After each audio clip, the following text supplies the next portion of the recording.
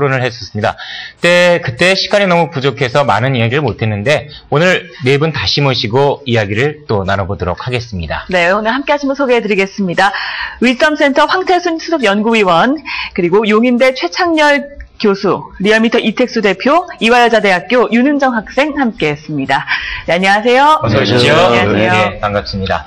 자, 지금 며칠 전에 저희가 이 이야기를 했었는데 네. 불과 시간이 며칠 지나지 않아서 많은 일들이 있었습니다.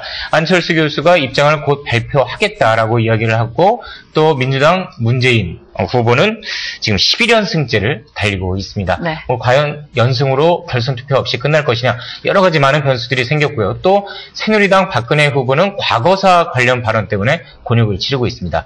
과연 이번 주말이 지나면은 또 무슨 변수가 있을 것이냐 그리고 이 구도가 어떻게 바뀔 것이냐 관심이 많은데 자 최 교수님. 네. 어떻게 보십니까? 이번 주도 많은 변화가 있었는데 또 주말 지나면 더 많은 변화가 있을 것 같아요. 어떤 변화가 있을까요? 일단 주말이 이제 일요일 지나면 민주당 경선이 1차 경선이 끝나는 거죠. 네. 그래서 이제 결선으로 가느냐 안 가느냐 결정이 돼 있겠죠. 그게 우선 큰 변수가 될 거고. 또 안철수 교수가 경선이 끝난 다음에 이제 출마 여부를 밝힌다고 했으니까. 네. 출마 선언을 하겠죠. 그런데 어쨌든 말은 출마 여부라고 했습니다. 어쨌든 네. 그 부분도 좀 약간 미정을 남겨놨고.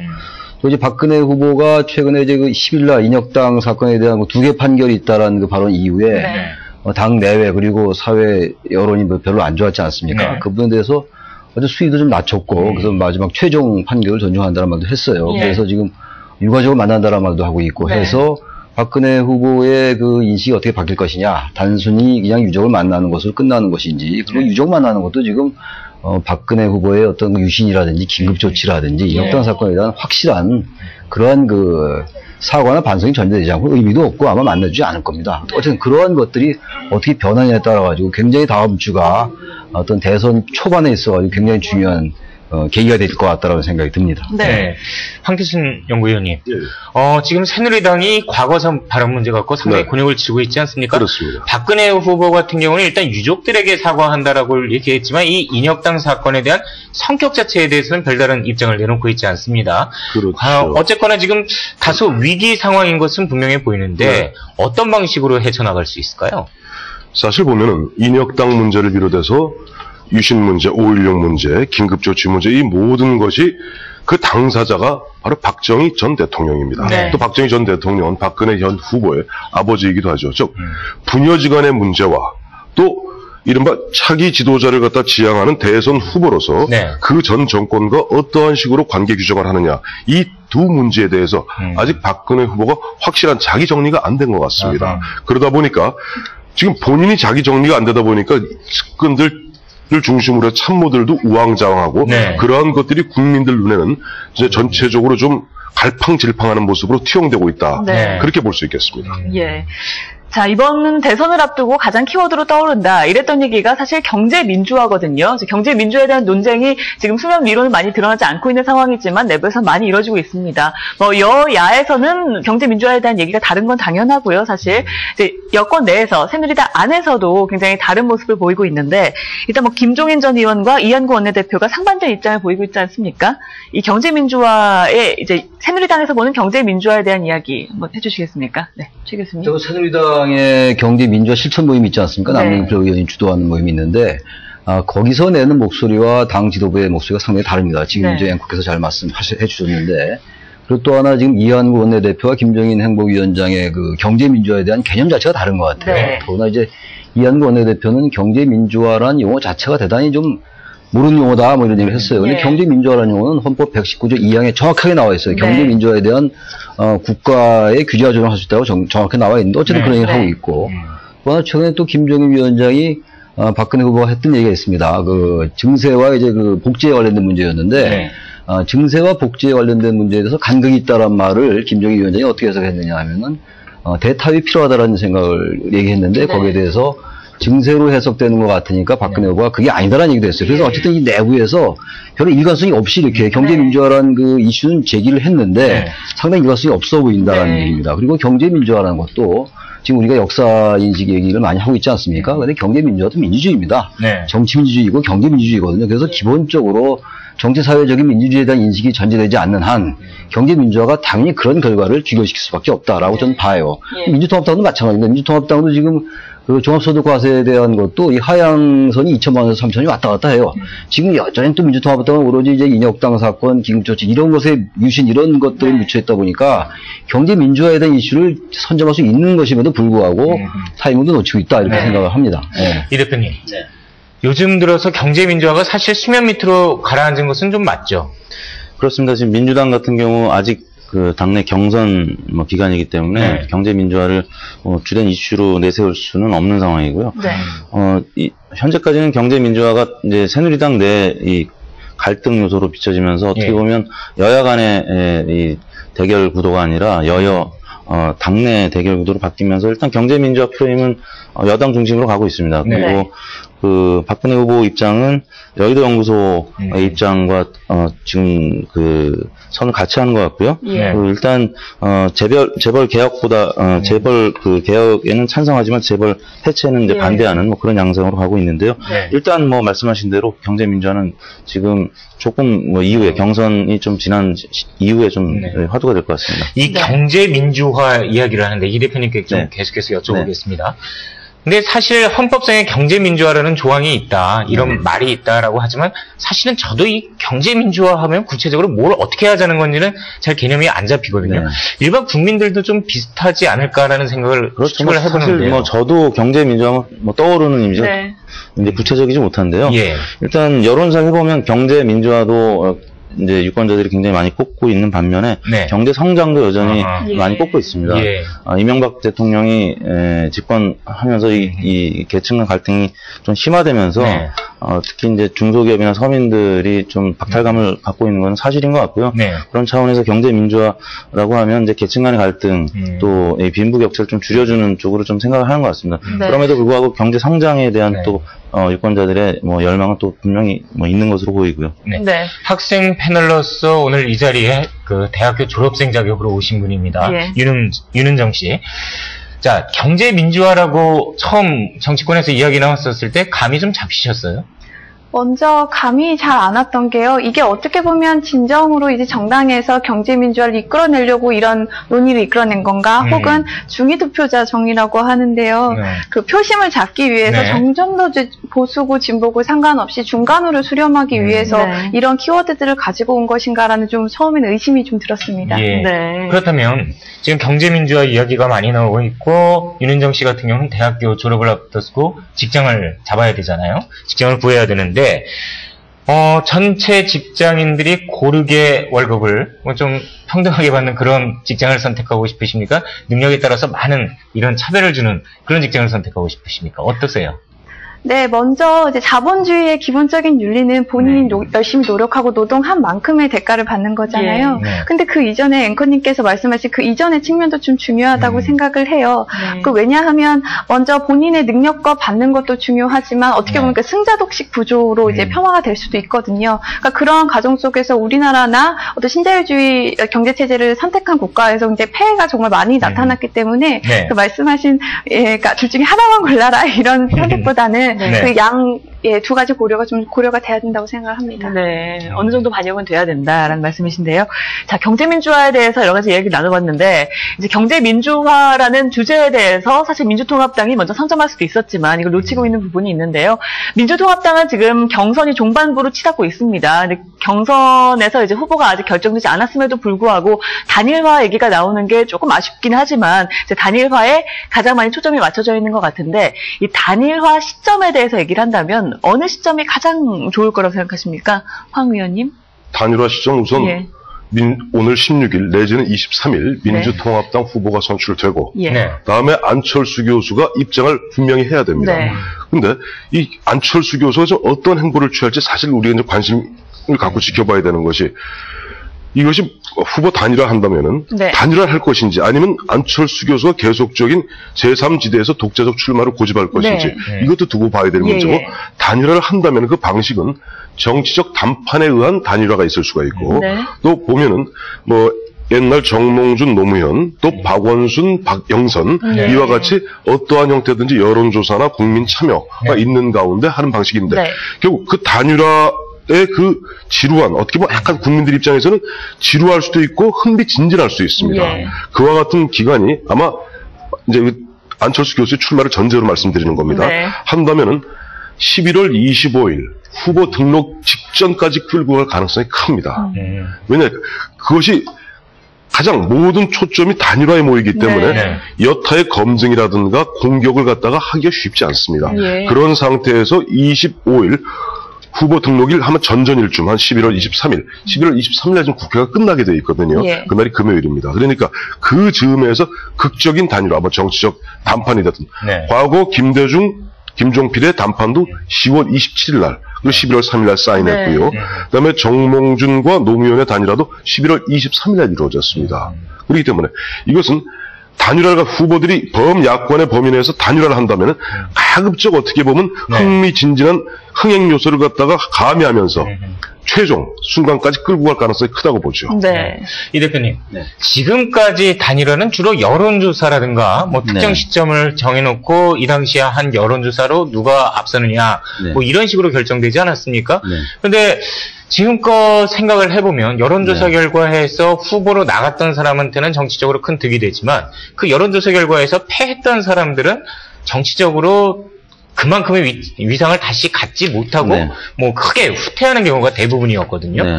만일 이번 경우에도 같은 방식의 야권 단일화가 된다면 좀 서로에게 만만치 않은 부담이 될 것 같은데 어떠십니까?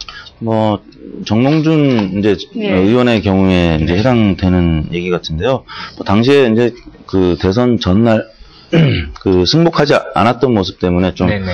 그 이후의 모습이 안 좋았던 것 같은데요. 일단 지지율이 가장 중요합니다. 이제 두 후보 간에 안철수 원장이 이제 출마한다면 두 분 간의 그 지지율이 중요하겠죠. 지금 현재는 거의 박빙으로 다시 좀 그 상황이 전개되고 있는데요. 네. 며칠 전만 해도 문재인 후보 지지율이 많이 이제 올랐다가 예.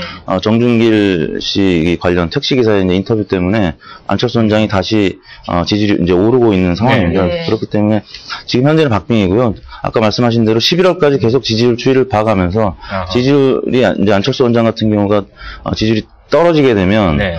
단일화가 오히려 쉬울 수도 있습니다. 뭐 지난번 박원순 시장한테 양보했던 것처럼 이제 반대로 문재인 후보가 낮아지게 되면 사실 민주당 입장에서는 지지율을 안 낼 수도 없는 상황이기 때문에 네. 여론조사든 아니면 경선이든 어떤 방식으로든 그 경선이 진행될 가능성이 있고요. 그런 측면에서 지지율은 뭐 지금부터 11월까지 굉장히 중요하다고 봐야 되겠죠. 네. 네.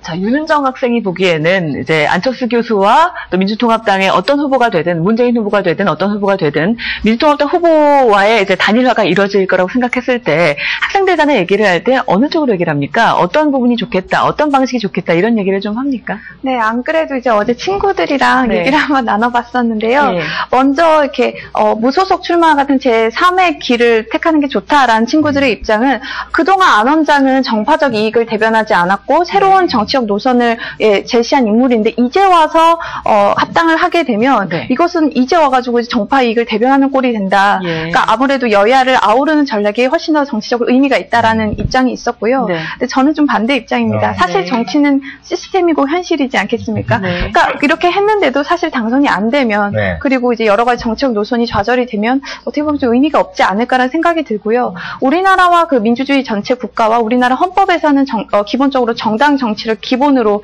발전을 하고 있잖아요. 네. 지금 이제 안 원장의 독자적 노선은 어떻게 보면은 개인에게만 의지가 된 건데 이런 말이 책에서 있더라고요. 영웅에게만 기대는 정치는 불행하다고. 네. 그러니까 어떻게 보면 우리나라 정치가 그동안 좀 안 좋게 걸어왔던 뭐 한 사람의 개인에게 이제 몰렸던 그런 정치적 기대를 또 한 번 이 문제를 재생산하지 않을까라는 생각 때문에 네. 저는 합당하는 게 좀 더 옳은 선택이라고 입당을 하는 게. 봅니다. 네. 영웅에게 기대는 정치는 항상 그 끝이 좀 불행하다 이런 네. 말을 했는데 상당히 좀 근사한 말인 것 같습니다. 예.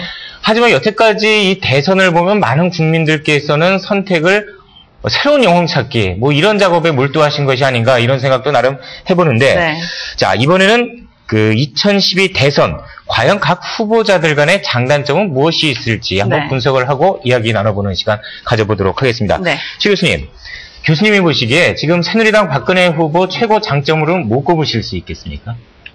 일반적으로 이제 하는 얘기를 해야 될 거 네. 해야 되는데 일단 좀 품격 있어 보인다라는 면이 있어요. 그리고 뭔가 좀 안정감 있어 보인다라는 면은 분명히 있어 보입니다. 네. 그리고 본인 스스로가 이제 신뢰와 원칙 얘기를 많이 해왔는데 그러면서는 이미지상으로는 그런 이미지는 좀 풍긴다. 예. 사실 뭐 낮게 사실로 들어가면 그렇지 않은 부분은 많이 있어요, 사실은. 그러나 그것들은 이미지에 많이 묻히는 것 같고, 그래서 전반적으로 이제 박근혜 후보 그러면은 품위가 있어 보인다라든지, 네. 좀 어떤 신뢰, 원칙, 약속, 뭐 이런 것들은 분명히 떠오르는 네. 부분 분명히 있는 것 같아요. 네. 그렇다고 해서 다른 후보들이 품격이 없다, 뭐 이런 얘기는 아닙니다. 어쨌든 그 부분이 좀 두더진 면이 있다, 다른 것들에 비해서 이런 생각은 듭니다. 네. 뭔가 안정감을 주고 네. 있다라는 그런 이미지가 강하다, 이런 말씀이시죠? 네. 그렇다면 황 의원님, 네.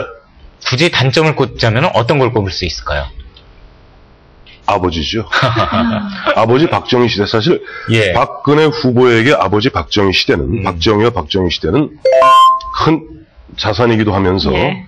코스피가 장중이 속보가 나왔네요.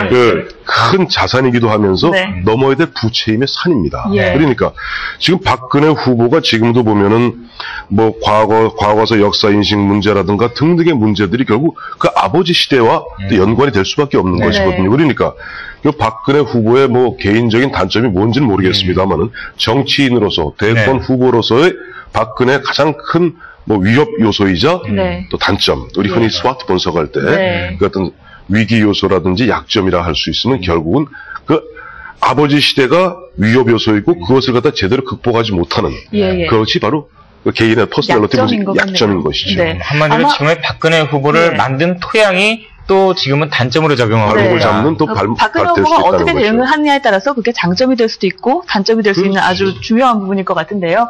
자, 그러면은 윤은정 학생이 보기에 학생들 사이에서 얘기를 하기에 박근혜 후보를 바라볼 때 어떤 이미지를 갖고 있습니까? 장단점을 분석해 본다면 어떨까요? 먼저 장점이라고 한다면 제 친구가 한번 이런 말을 하더라고요.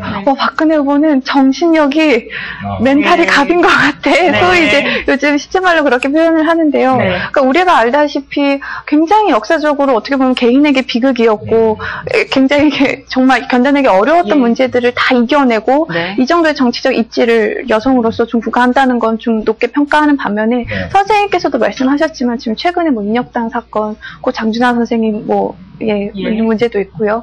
굉장히 많은 문제에 관해서 사실 이제 과거사 정리가 좀 안 된 채 그 보수적인 입장을 고수하고 있잖아요. 네. 이 문제를 가지고 사실 좀 저희 친구들에서는 약간 지지율이 좀 하락하지 않았나라는 싶습니다.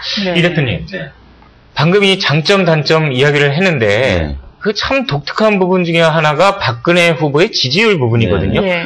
잘 올라가지도 않고 잘 떨어지지도 않습니다. 네. 보통 이 오차 범위 내에서만 계속 움직이고 있는데 네. 좋게 얘기하면은 절대 밀리지 않는다. 강점으로 볼 수 있지만 또 약점으로 하면 패 확장성은 떨어진다. 이렇게 볼 수 있지 않겠습니까? 이게 좀 개선될 여지가 있을까요? 어떻게 보십니까?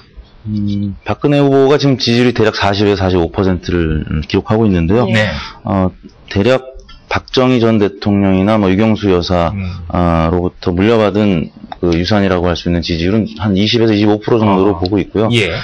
지난번 그 세종시 수정안 원안 논란 때 지지율이 뭐 한 3%까지 빠진 적이 있습니다. 네. 대략 그래서 25%를 기본적으로 이제 깔고 가는 지지율이라고 볼 수가 있고요. 네. 지금 과거사 문제가 논란이 되고 있긴 합니다만 개인적으로 사실 또 그 비운의 정치인이기도 하죠. 박정희 전 대통령이나 유경수 여사가 비운에 가셨기 때문에 그 유권자들이 제클린 케네디의 이미지를 비슷하게 이제 보고 있는 것 같아요. 그래서 박근혜 전 대표에 대한 어떤 뭐 부채의식이라 할까요? 그래서 이제 특히 50, 60대 유권자들이 박근혜 후보한테 거의 뭐 조건 없이 지지를 하죠. 이제 문제는 확장성인데 2030 세대는 이제 개인적인 그런 역사보다는 국가적인 그 과거사에 있어서 전향적으로 바라보지 못하는 그런 역사관 때문에 지지를 끌어내지 못하고 있는데요. 지금 이제 가장 큰 그 걸림돌은 이제 인혁당 문제 같습니다. 인혁당 이족을 만나고 사과를 할 수가 있다면 추석 전에 그게 이루어질 수 있다면 지지율은 좀 올라갈 수 있을 것 같은데요. 아무튼 어제 그제 지지율이 많이 빠졌기 때문에 이 부분은 좀 크게 새누리당 입장에서는 좀 고심을 해야 될 부분 같습니다. 그리고 한 말씀 좀 드리겠습니다. 저한테 뭐 어제 그 기회를 안 주셔서 그러는데 인혁당 사건이 다는 저는 아니라고 봅니다. 인혁당 사건이 최근에 10일날 그 라디오에 나와서 했던 발언 때문에 증폭이 됐던 것이고.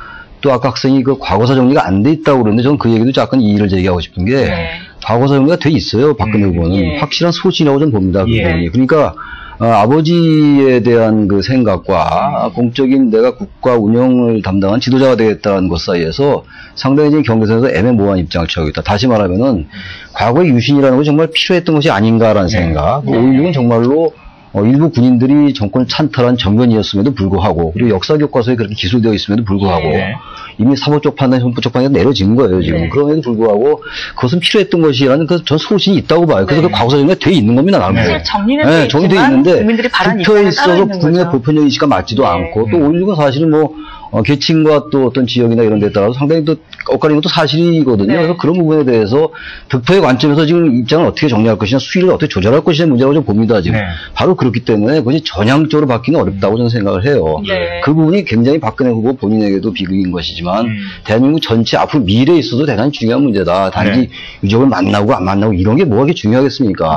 어떤 인지를 감내가 중요한 거 아니겠어요? 그건 정말로 정치 사회적인 이념적인 문제뿐만이 아니라 우리 경제, 우리 한국 사회의 전반의 아까 품격, 그 품격에 관한 문제입니다. 박근혜 후보의 품격에 맞지 않는다는 얘기가 바로 그런 것들. 그러니까 그런 과거사에 대한 정리를 했지만 이제 많은 국민들이 원하는 방향이 또 따로 있기 때문에 자꾸 바꾸는 거 원하는 것 같은데요. 만약 그 입장에 대해서 조금 바꾸고 전향적인 입장을 발표를 한다면 아까 이 대표께서 말씀하셨던 그 탄탄한 지지층 있지 않습니까? 그 지지층이 움직일 수도 있을까요? 그러니까 집토끼는 움직일 가능성은 없고요. 꾸준히 그 새누리당이나 박근혜 후보를 지지해왔고, 대선 때까지 계속 유지될 것으로 보이고요. 아까 이제 시선 집중이라는 라디오 프로그램에 나와서 이제 발언했던 부분이 사실 팩트가 틀렸던 부분이었고, 그 부분에 있어서 좀 소통이 안 되는 부분이 좀 여실히 드러났던 것 같아요. 사실, 라디오 인터뷰를 한 5년 만에 이제 다시 나가게 된 거였는데, 그때 5년 전에는 저하고 싸우자는 겁니까? 이런 논란이 있었기 때문에, 그날 아마 제 짐작컨대 질문지는 하루 전이나 이틀 전에 받았을 겁니다. 그러면 적어도 참모진하고 확인만 했었다면 그런 팩트가 틀린 얘기는 안 하셨을 텐데 좀 그런 부분이 아쉽고요. 또 이상일 홍일표 대변인 간의 사과 논란. 사과 논란도 굉장히 소통이 안 되고 있다는 부분을 여실히 드러냈기 때문에 그 부분을 빨리 쇄신하지 않으면 큰 위기가 될 수도 있다고 생각합니다. 안 됐다라고 하는 것은 굉장히 1차원적인 분석이라고 보고 기본적으로 그 부분을 지금 홍일표 대변인이 12일 얘기를 했지 않습니까? 사과와 오해가 있었다고 얘기했는데 그것을 이제 이상일 대변인을 통해서 적극적으로 부인했어요, 박근혜 후보가. 다시 말하면은 그냥 넘어가면 자신이 한 게 아니니까 적당히 넘어갈 수 있는 문제인데 투표에 관련된 거라면 그러나 확실한 자기 소신이기 때문에 내가 그런 얘기 한 적 없다고 얘기한 거거든요. 그래서 그거는 그렇게 적당히 할 수 있는 게 아니에요. 소통의 문제뿐만이 아니라고. 소통이 중요하지 않다는 거예요, 오히려. 인식이 더 중요하다는 거죠. 지금 박근혜 후보 이야기는 여기까지 하고요. 다음에 지금 민주통합당 경선이 진행 중이지만 현재까지 12연승을 달리고 있는 문재인 후보 한번 분석을 해보도록 하겠습니다. 황 의원님, 문재인 후보 극구 정치에 나서지 않겠다라고 하다가 결국은 끌려 나왔다. 본인의 표현이죠. 끌려 나왔다라고 이야기를 하는데 지금 장점 단점을 분석해 본다면 어떤 게 있을 수 있을까요? 아무래도 장점은 보면은 국정 운영의 폭넓은 국정 운영 경험과 그다음에 보면은 국민들에게 이 유권자에게 주는 이미지 자체가 좀 양보하고 좀 보면은 양보해 줄 것 같고 선할 것 같고 그런 이미지를 주고 있다는 겁니다. 그것이 이제 큰 장점이고 또 단점이라 그러면 사실 그래요. 너무 아까 조금 전에 문재인 후보가 끌려 나왔다 이렇게 얘기했다 하지만 작년 5월인가요? 작년 5월에 문재인의 운명이라는 책을 내면서 사실상 이제 행보를 처음 시작했죠. 그 운명은 사실은 노무현 전 대통령이 돌아가시면서 이제 유서에 보면은 운명이다, 원망하지 마라. 이제 그거 갖다 이제 원형한 부분인데 바로 그겁니다. 아까 박근혜 후보와 마찬가지로 문재인 후보도 장점은 그와 같은 선한 또 국정 폭넓은 경험이지만 단점과 약점 또 위협 요소로 작용할 부분은 아직 참여정부 5년에 대한 평가, 국민적 평가가 끝나지 않았다는 것입니다. 그러니까 노무현 대통령이 퇴임 한 1년 조금 지나서 돌아가셨거든요. 그리고 그 당시에 보면 친노들이 그 정권 물러나면서 패족하겠다. 우리가 정권 재창출에도 실패했고 했기 때문에 우리가 이제 더 이상 벼슬 게 나서지 않겠다. 패족하겠다고 이게 수구를 했습니다만은 결국 1년 반 만에 돌아가시고 그 다음에 이제 노무현 전 대통령에 대한 어떤 회고 이런 분위기에서 다시 나온 거란 말이에요. 그러니까 문재인 후보 자신도 앞으로 이제 본격적으로 이제 후보가 후보로 선출되면 그때부터는 바로 노무현 정권 5년에 대한 평가와 문재인 후보가 그 당시에 어떤 역할을 했는가 하는 그 부분들이 맞물려서 아마 상당한 공격을 당할 가능성이 크다고 봐야죠. 알겠습니다. 윤은정 씨. 이 학생들 입장에서 어떻습니까? 지금 많은 부분이 문재인 후보가 어떻게 보면 노무현 전 대통령의 그림자 속에 갇혀있다. 뭐 이런 틀에 갇혀있다. 이런 지적을 하는데 학생들 사이에서는 좀 지지도가 높은 것으로 알고 있어요. 노무현 전 대통령에 대한 지지도가 투영이 된 것인지 아니면 문재인 후보 개인에 대한 지지인지 어느 쪽일까요? 그러니까 제가 보기에는 선생님이 말씀하셨지만 아직 참여정부에 대한 평가가 안 끝났다라고 말씀하셨었는데 그 말도 일정 동의를 하지만 반면에 그 노무현 대통령이 가지고 나서 오히려 노무현 대통령에 대한 어떤 잔향이 강해진 것도 사실이거든요. 그러니까 그런 효과를 솔직히 조금 받았다는 느낌은 약간 들고요. 그리고 요새 좀 세태를 좀 돌아보자면 오히려 박근혜 대표에 대한 일정 정도의 실망감 그리고 안철수 원장에 대한 어떤 기다림이 좀 지침이 있는 상태에서 굉장히 묵묵히 11연승까지 달려왔거든요. 그러니까 굉장히 묵묵히 본인의 그런 정치 노선을 달려왔고 서서히 정책의 입장도 수렴하고 있기 때문에 그런 측면이 굉장히 성실한 것 같아. 굉장히 착각 좋으신 것 같아. 이런 마음이 좀 반영이 된 것 같습니다. 네. 문재인 후보에 대해서 최 교수님께서 어떤 생각 갖고 계십니까? 지금 여러 가지 지금 여러 가지 장단점도 많이 말씀해 주셨어요. 저도 그 부분에 기본적으로 동의를 합니다. 그러나 문재인 후보가 국정 운영에 풍부한 경험을 가졌다는 말은 동의할 수가 없고 비서실장하고 이제 민정수석한 것밖에 없어요. 그리고 단지 그러나 문재인 후보도 그렇고 안철수 교수도 그렇고 그분들의 지지율이 높은 것은 여러 요인이 있을 겁니다. 아마 근데 저는 기본적으로는 기성정치에 대한 반감에서 비롯됐다고 봐요. 기성정치에 대한 불신, 냉소 이런 것들이 안철수 교수나 문재인 후보의 지지율을 높인 것이 아닌가. 그리고 바로 이제 문재인 후보는 과거에 이제 국정에 참여 경험이 있긴 있습니다만 그것이 새로운 정치의 가능성이 있다고 봤던 거예요. 지금 왜냐하면 국회에 출마도 안 했고 바로 이제 그런 것들이 오히려 더 어떤 관점에서 본다면 대단히 불안해 보이는 거거든요. 한 번도 공직에 선출이 안 되고 이번에 처음 선출됐지 않습니까? 국회의원 선거에. 그런 사람이 바로 대권 출마를 얘기를 하는 것이고 본인도 4월달 총선거 때 그 대통령 대생을 했다라는 것은 결코 좋은 얘기는 아니거든요. 안철수도 마찬가지예요. 바로 그러한 것들이 오히려 장점이라고 보는 것이고 그것이 우리 시대적 관점에서 볼 때 장점인 것이죠. 그러나 전 그런 것은 기본적으로 단점일 것이다. 단지 그러나 아까 우리 황태순 의원이 말씀하신 것처럼 상당히 손해 보이고 대단히 이미지적인 거예요. 지금 우리가 얘기하고 있는 게 다 이미지입니다. 박근혜 후보가 뭔가 원칙 안 지킨 거 굉장히 많거든요. 약속 안 지킨 거 많고 문재인 후보가 선하다는 거 전혀 알 길이 없어요. 막연하게 힐링 캠프에 나와서 대단히 인간적으로 보였다는 거. 전형적인 잘못된 미디어 정치의 그 혜택을 받은 거다. 저는 그렇게 현재로서는 또 현재 경선 11연승이라고 합니다만 아직 검증되지는 않고 검증단도 구성인데 아직도 검증단이 활동을 안 하고 있어요, 민주당. 바로 친노 이해찬과 그 문재인의 담합이라는 것으로 자유로울 수 없다라는 얘기예요. 그런 점에서 장점을 얘기하기가 대단히 어렵다. 저는 이렇게 생각합니다. 자, 이번에는 안철수 교수 이야기를 해보도록 하겠습니다. 안철수 교수 같은 경우는 방금 최 교수님께서 미디어 정치의 가장 큰 혜택을 받은 것이다라고 문재인 후보 측에 대해서 이야기를 했는데 안철수 교수야말로 상당히 이 예능 프로그램에 만든 가장 큰 혜택을 얻지 않았을까 싶기도 한데 어떻습니까, 이 대표님? 뭐 역시 그 미디어에서 비친 모습 영향 클 수밖에 없겠죠? 그렇습니다. 안철수 원장은 그 유권자들이 가장 크게 부채의식을 갖고 있는 부분은 아마 백신일 겁니다. 아마 그렇죠. 공짜로 V3를 안 받아본 네티즌들은 없을 텐데요. 아무튼 그런 부채의식이 기반이 됐고, 그 다음에 힐링 캠프 같은 프로그램에 출연해서 좋은 이미지를 갖고 있죠. 그리고 특히 2030 세대 원정 씨도 계시지만 취업 문제라든지 여러 가지 어려운 문제들이 있는데 그런 부분을 먼저 정치권에 앞서서 소통하기 시작했다는 그런 부분이 유권자들한테 크게 이제 호응을 얻은 것 같고요. 다만 너무 좌고우면하고 있고 출마 선언을 안 하고 있기 때문에 지금 뭐 지지율에도 좀 영향을 주고 있지만 그런 부분은 조금 이제 부정적인 측면으로 좀 다가오고 있고요. 빨리 출마 선언을 해서 뭔가 구체적인 입장을 좀 보여줘야 될 것 같습니다. 사실 출마 선언을 하지 않은 상황에서 저희가 대선 주자라고 얘기하면서 이렇게 장단점까지 분석을 하고 있는 상황인데요. 황 위원님께서 보시기에는 안철수 교수의 장단점을 꼽으려면 어떤 점이 있을까요?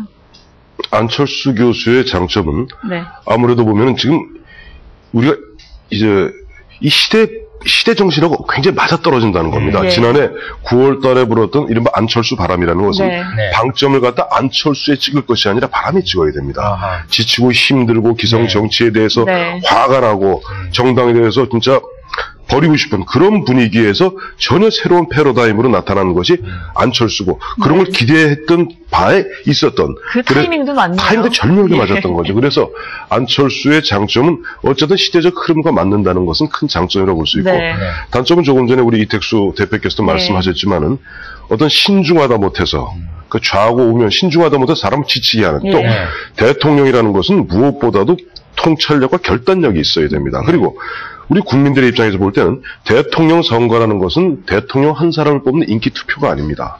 즉 국정을 함께 운영해갈 세력을 선택하는 겁니다. 5년 동안 국민들이 누구에게 우리 국가 경영을 위임할 것인가를 결정하는데 지금 선거가 이제 95일 남았습니다만은 안철수 주변에 과연 어떤 사람들이 포진하고 안철수 주변에 있는 사람들이 어떤 생각으로 국가 운영을 함께 해나갈 것인지에 대해서 우리 국민들이 전혀 알고 있지 못합니다.